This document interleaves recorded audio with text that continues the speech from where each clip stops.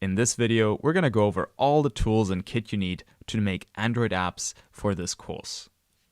First off, you're going to need a Mac or a PC. As long as you're not running a Chromebook or a tablet, you'll be just fine. Now, one thing I'll say is that you'll get a massive performance boost if your machine doesn't have a spinning magnetic disk for a hard drive. If you've got an SSD, then Android Studio will run much faster. What is Android Studio? Android Studio is the official development environment that is supported by Google to make apps for Android.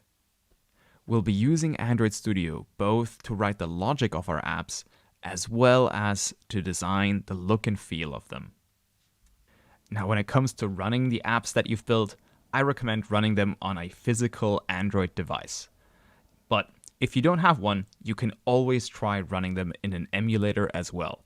An emulator is a virtual device that's going to be running on your machine, but it takes up quite a few resources. It doesn't boot up that quickly. So if you've got a physical phone or a tablet that's running Android, even a Kindle Fire, I recommend using that instead.